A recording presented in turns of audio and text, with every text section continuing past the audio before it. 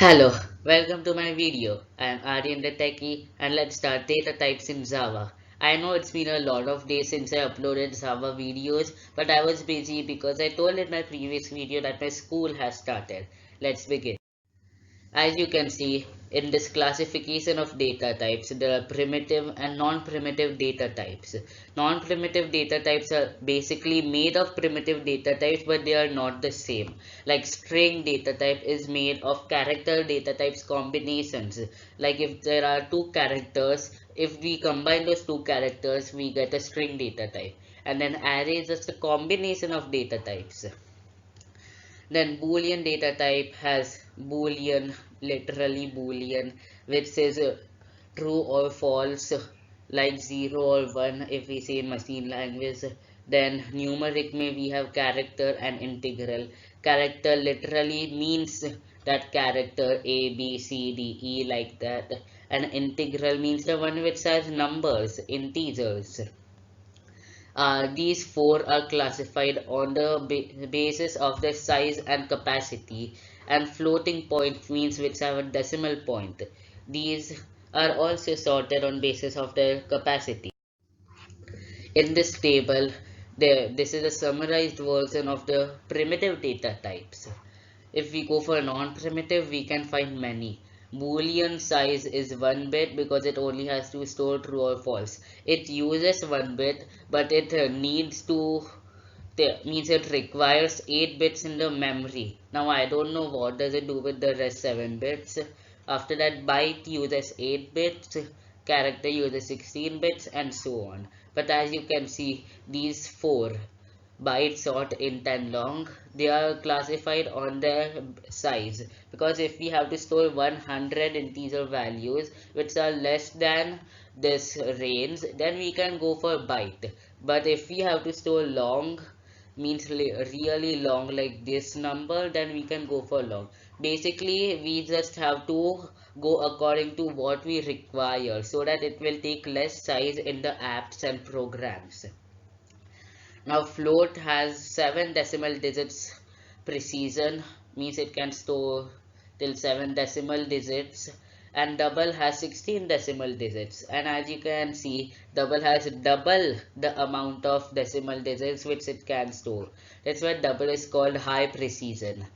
And the range you can see for byte, short, int, and long. Now I explained the theory. Now I'll show you the BlueJ windows. Now I have made two programs. First for default values and second is how to initialize them. First we'll go to a default value program. As you can see, I have initialized them before the public static void main, because if you initialize inside it, it would give an error because it can't print without giving it an value. But I gave it outside. Now I use the static word, and I use the static word here also because a static method like this can call a static variable. If for example, if I remove static, as you can see, it will give an error now when I compile it. It shows a non-static variable cannot be referenced from a static context. So I'll again write static here and then we'll compile and run it. Okay, Control K is the shortcut for compiling, and then let's run it. Now I ran it, and as you can see, all the integer values are 0. After that, float and double are 0, boolean is false, and there is the character default value also, but it could not get printed because it's empty. After that, the second program, in this I have initialized all the values. Like for example, byte is equal to 1, short is equal to 2, I is equal to 3, long is equal to 4. Now float f is equal to 5.0 f. Now I'll explain why I gave this f. I remove it and it will show in means it cannot convert double from float because all decimals are by default double, so we have to give an f here to make sure it takes it as a float variable. After that, double d is equal to 6.0. First you have to give the variable data type, the name, and after that equal to and the value. And then char c is equal to a, and after that I'll just print them. Now I'll compile it and print it.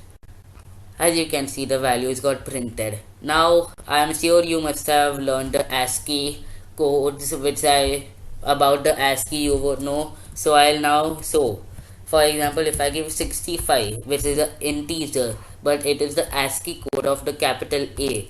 Now I'll run it and it will still show A here. Now if I give a value like something 78931, completely random, and then it will show an error because it is showing into char, because we went ahead of 65,535, which was a Unicode highest. Now it was the Unicode highest value, that's why it was showing like this. So I made it 931, which is below 65,000, and now if we run it, it will give this symbol completely random. I had no intention in printing this. This is the Greek symbol sigma, which is used in mathematics, and as you can see, we can print it so easily and initialize it. I am Aryan the Techie telling bye bye to you. We'll meet in